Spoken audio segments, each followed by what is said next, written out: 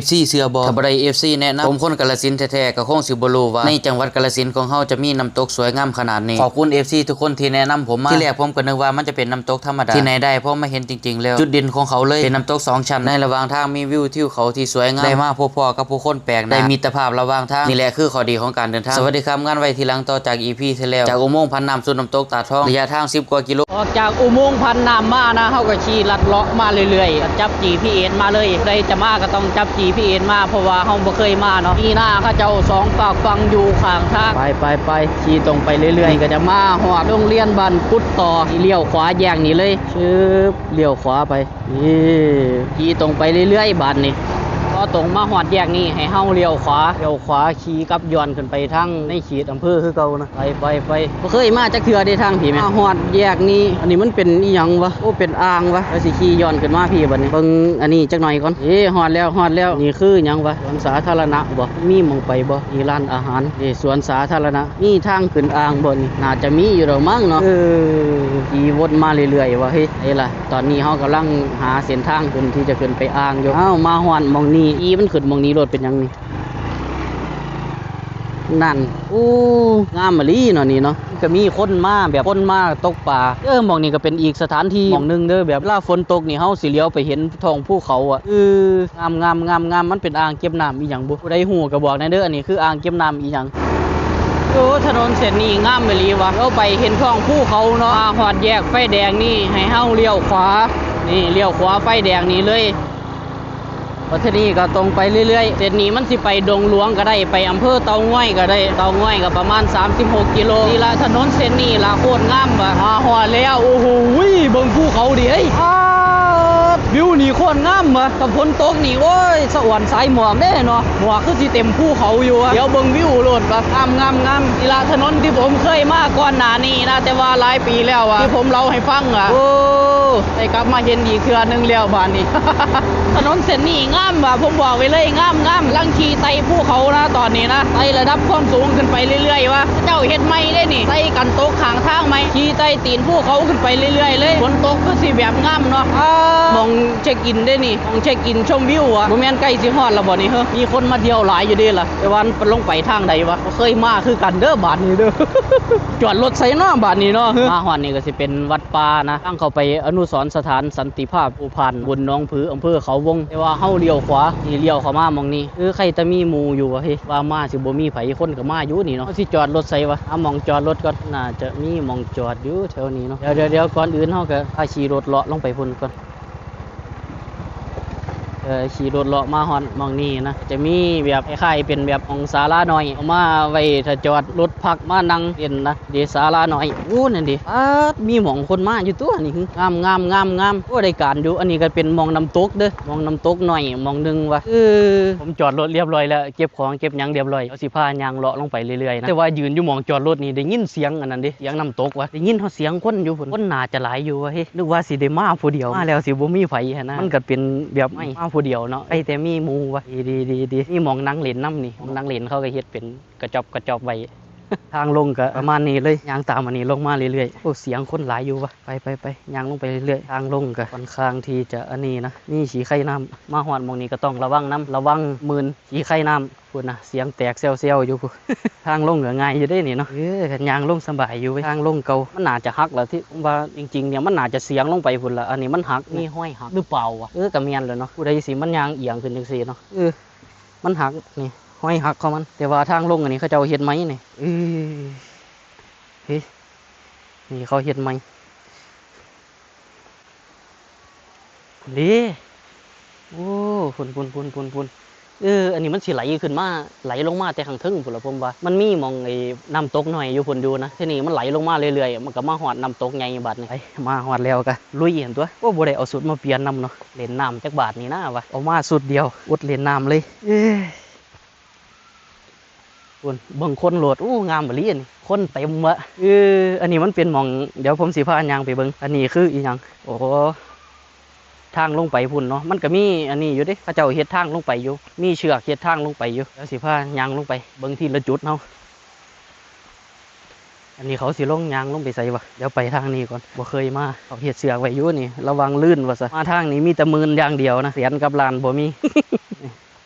ระวังนะมันยางลงน้ำหินเนาะมันอันตรายเลยใส่เกิดมาดีๆผู้ใดอันนั้นก็ค่อยๆระวังเอานี่มีทางลงอยู่นี่มีเสียงคนอยู่ปะเฮ้ยคนเล่นอยู่ได้นี่เนาะคนคือเป็นตะไลแต่ว่าเสียงแตกแซวๆอยู่ มีอันนี้ปะเบิ่งทางลงเป็นกอไผ่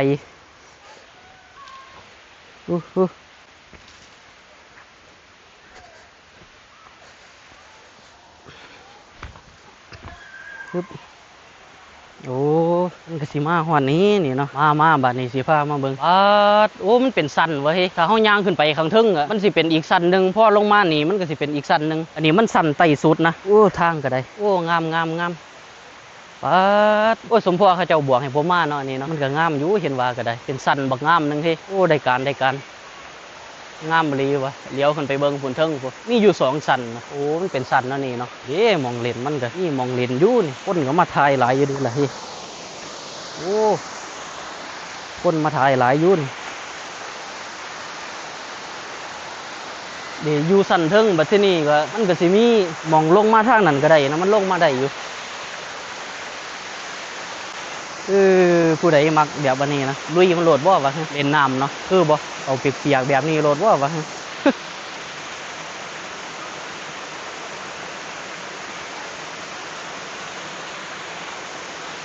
โอ้เอาสุดมาสุดเดียวนี่แล้วเนาะฮะบ่มาจะใส่ครับมาจากบัวขาวค่ะบัวขาวโอ้ช่องอะไรคะนี่แหละครับงานไว้ทีหลังกูจะเที่ยวครับ360ครับเดี๋ยวจังไปเลี้ยว มาแต่บัวขาวไว้ทั้งTikTokทั้งเพจครับเราอยากออกกล้องว่าหันแล้ววะ ปาดงามบรีวะเฮ้ยปวดสวยวะโอ้เดี๋ยวเอาอันนี้ไว้ก่อนมาหอดแล้วต้องเล่นน้ำดิวะเฮ้ยเงินก็มีบันเอาเงินไว้ก่อนคือ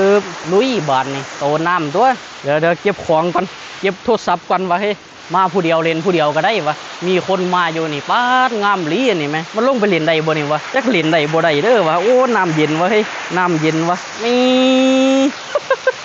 โอ้โหโคตรงามวะเฮ้ยเบิ่งดิโอ้ขอบคุณหลายๆเด้อที่แนะนำมาวะข้าเจ้าแนะนำมาตั้งแต่คลิปไป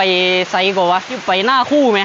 เราก็สิมีโอกาสว่างเฮ็ดงานเช้าก็สิแล้วเลยมาไหมน้ำเย็นบักคักมันขึ้นไปได้บ่วะเดี๋ยวหาอันนี้ก่อนเด้อไม่รู้ว่ามันขึ้นได้บ่แถวนี้ไหมเดี๋ยวผมจิกดีๆก่อนมันน่าจะขึ้นข้างเพิ่งหรือเปล่าวะโอ้ได้อยู่ ได้อยู่เว้ย ได้อยู่เว้ย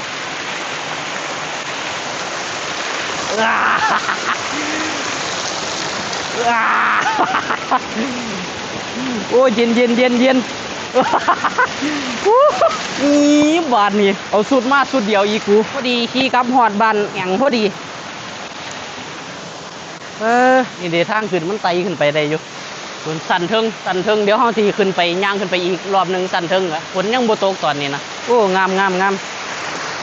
โอ้น้ำเย็นดีอยู่วะบอกได้คำเดียวอะมีแต่มืนอยู่แถวนี้เสียนบ่มี มืนหลายโพดหลายมืนพร้อมอยู่นี่โอ้มองนี่ตกแห้งพร้อมเด้มองนี่ตกลงถึงมือพร้อมนี่ห้อยว่าแม่นอันนี้ความน้ำแรงดันสูงผู้ได้อยู่นี่ป้า เอาสิลงจังใดเนาะบาดนี้ลงจังใดวะเอาแล้วงานเขาแล้วบาดนี้ขึ้นได้ลงบ่ได้ คอยตูดลงเอาวะโอ้โหโอ้งามมาทานนี่ลีวะมาผู้เดียวก็เล่นผู้เดียวก็ได้ตัวเนาะแล้วสิพาขึ้นไปเบิ่งสั้นเทิงวะสั้นเทิงมองผู้โอ้ได้การช่วงนี้ก็คึมวะฟ้าคึมไปขึ้นไปข้างเทิงบัดนี้โอ้มาแล้วบ่ผิดหวังวะเฮ้ยได้การสวยงามมาลีวะเดี๋ยวผมถ่ายเอามุมนี้ก่อนนะมันขึ้นมาแล้วก็ถ่ายเอามุมนี้ซะก่อนนายเห็นบ่ผู้สาวบัวขาวยกมือให้กล้องอีกแล้ว ถ่ายค่ะพี่กลับเลยเหรอคะ ว้าขึ้นไปข้างเทิงนะ พี่เคยไปกับท่านถ่ายรูปหนูไหมคะพี่เราไม่เห็นรูปหนูไหม เคยเห็นอยู่บ่ พี่คนอ้วนจะเห็นรูปหนูไหม เห็นครับเห็น พี่เนมา มีแต่คนงามวะสาวใส่เกาะ สาวเหมือนพวกเขาจ้า สาวบัวขาวงามเลี้ยนี่แม่สาวบัวขาว เป็นอะไรข้างหลังกับพี่ บ่แม่นสิบ่เบิ่งตัวงามบ่แม่นเห็น นักตบค่ะพี่สวยไหมคะโอ้ยเอ็กซ์เกียร์กัน ไปขึ้นไปวันนี้เขาไปโอ้เขามาหลายคนก็จะมวนดูวะเฮ้ยห้องผันมาผู้เดียวเนาะ ต้องเอามูมานำเด้อวะไปเดี๋ยวสิพายางลงไปข้างใต้บัดนี่ปาดงามบรีวะเฮ้ยโอ้โคตรงามวะตะวันครับโอ้ได้การวะว่ากำลังคึมแบบโคตรงามเลยอะตอนนี้นะไปเดี๋ยวสิพายางลงไปปาดขึ้นมาเลยนะคุณนะอยู่ข้างใต้คุณนะวะ อยู่ข้างใต้ ผู้สาวบัวเขาวสันมาเอ้ยเนาะขึ้นหลายเลยเนาะอู้หมองนี่งามลีนี่ไหมโอ้แต่มาช่วงนี้มาเลยเด้อนี่ช่วงนี้ละวันที่เท่าไหร่วะวันที่25ไว้วันเสาร์มาแนะนำให้มาเลยผู้ใดสิมาก็ได้งามมะลีวะอันนั้นก็มา2 คนมานำน้องบ่มาหอนนี่เฮาก็ยางลงบัดนี่ยางลงชืบมันสิยางขึ้นไปอันนี้ได้บ่ว่ามันสิบ่มื่นบ่วะมื่นบ่นี่เหรอเอาค่อยๆยางมาวะค่อยๆยางเอาเด้อผู้ใดอันนั้นก็ได้ป๊าดโคตรว้าวเลยวะเฮ้ยโอ้งามเย็นครับเบิ่งอายน้ำตกดิเฮ้ยมาสิฟ้าย่างเข้าไปนี่โอ้แต่ว่ามื่นวะเฮ้ยมื่นวะโอ้โหถอดเกือบก่อนบ่ไหวมื่นโอ้โห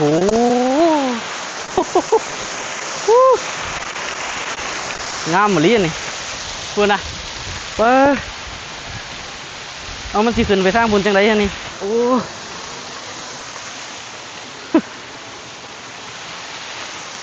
ปาดโคตรงามเว้ยโอ้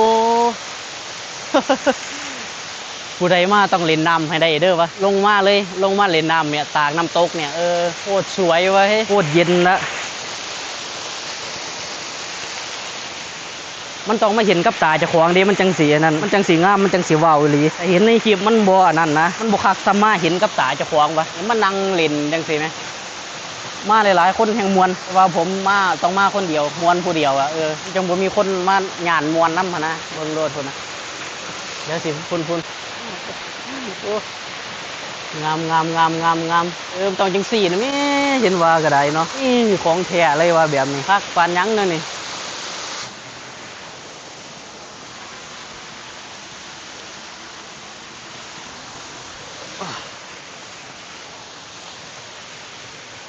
นี่มันต้องขึ้นมาเบิ่งมุมนี้วะเฮ้งา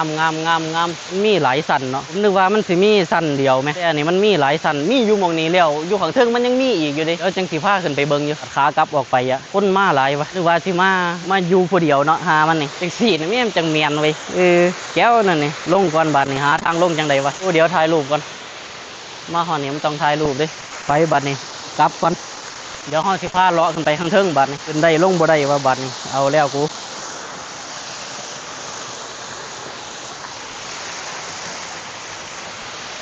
โอ้โห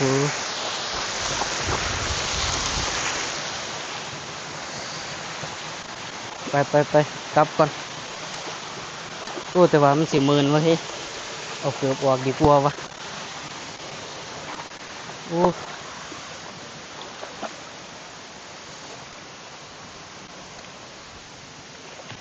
แต่มันก็มื่นอีหลีเลยนี่แสนบ่มีวะหลังจากที่ขึ้นมาแล้วเดี๋ยวสิพาเลาะไปเบิ่งพุ่นทางพุ่นที่เฮาไปที่แรกมองนี้ก็สิเป็นแบบอื่นได้ว่าสั้นแรกก็ได้นะเพราะว่ามันก็เป็นจุดเริ่มต้นเนาะที่มันไหลลงไปหาหม่องน้ำตกนะนี่เด้โอ้งามถือว่าเป็นแบบจุดเริ่มต้นก็ได้นะโอ้อันนี้มันเป็นฝายเก็บน้ำหรือเปล่าวะหม่องเก็บน้ำได้นี่เนาะพุ่นมันขึ้นมาแต่พุ่นไหมคือจังฝายเก็บน้ำนี่แหละอันนั้นมันเป็นอุโมงค์อันนั้นก็สิเป็นเส้นทางเลียนผ่านมานี่แหละมันก็มีอุโมงค์อยู่นี่ก็สิไหลลงไปเรื่อยๆไหลตามโขดหินเนี่ยลงไปเรื่อยๆมาแล้วบ่ผิดหวังเลยว่าน้ำตกตาดทองเนี่ยไว้งามบักคักเลยแหละสุดยอดเลยลิพุ่นน่ะโขดหินบักงามเลยล้อมรอบด้วยภูเขานี่ อันนี้อยู่ภูเขาได้นี่เห็นแต่ข้าเจ้าแนะนำมาเนาะผมก็บ่คิดว่าแบบโอ้มาแล้วมันสิแบบว้าวโคตรสวยอ่ะต้องใส่คำว่าโคตรสวยอ่ะโอ้โหเบิ่งดิน้ำบ่สวยงาม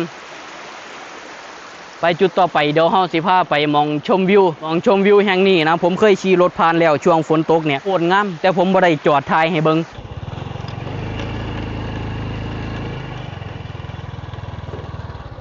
ไม่จะบาทครับลูกศิษย์ เอา4ไม้ถ่ายคลิปครับ นี่แล้วก็ที่เหลือก็2ไม้กันครับได้แนวกินแล้วได้ลูกชิ้น4ไม้นะไม้ละ10 บาทบ่แพงครับขี่มาไกลว่าสิขึ้นมาฮอดก็ไกลเติบดิค่าน้ำมันมาฮอดนี่อันนี้เป็นวัดอีหยังวะเฮาไปเบิ่งอันนั้นต่อของจุดชมวิวอะเล่นน้ำตกเย็นดีอีหลีวะ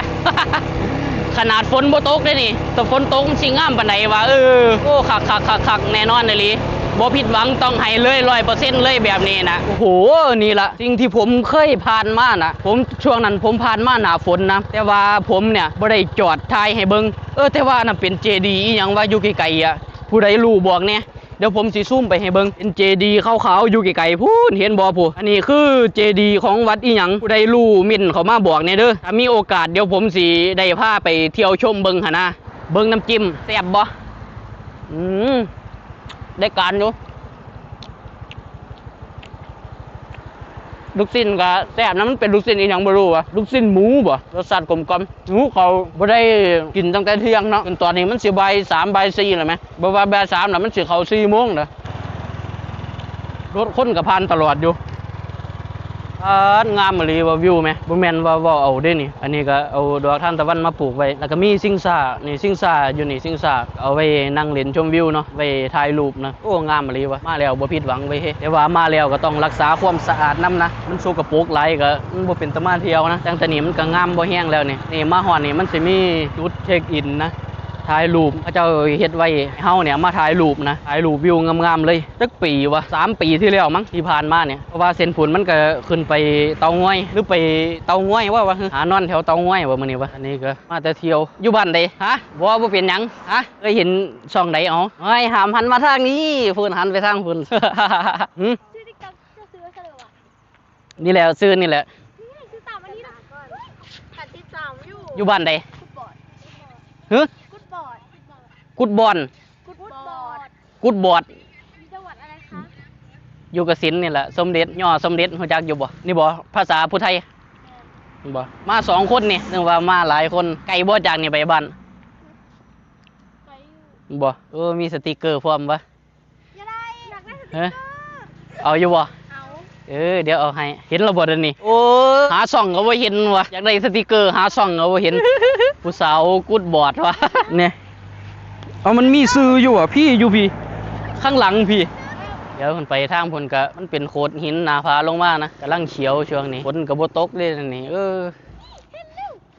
ไปติดตามเพจนำเด้อนี่นะคะทุกคนใส่เหมือนเพจนำเด้อ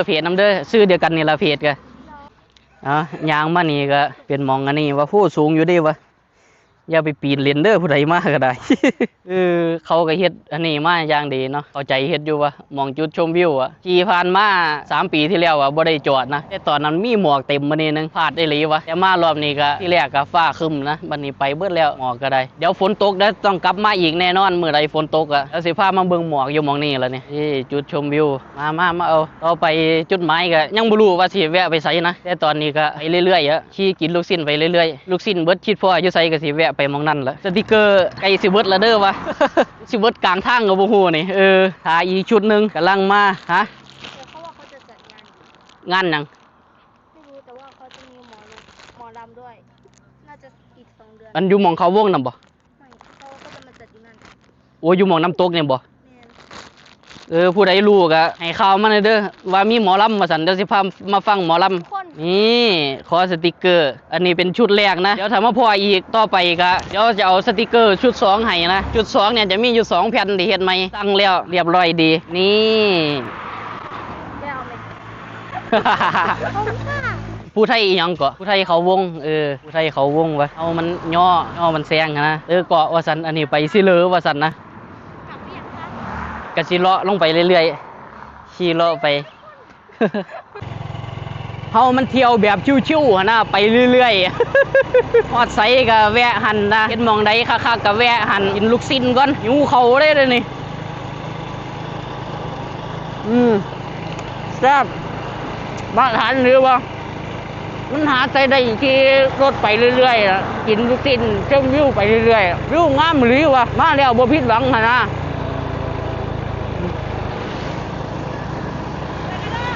ไปโชคดีไปแล้วมิตรภาพได้มิตรภาพแล้วมิตรภาพใหม่ระหว่างทางปาดวิวอยู่หม่องนี้งามมะลีวะเฮ้โอ้โหอีหยังมันสิงามขนาดนี้วะปาดเลี้ยวไปเบิ่งดิเลี้ยวไปเบิ่งภูเขาอยู่ตรงนี้อยากให้มาช่วงฝนตกวะแล้วมายืนอยู่ตรงนี้นะแล้วจะได้เห็นเลยไอ้หมวกอยู่เทิงภูเขาแบบงามๆแบบ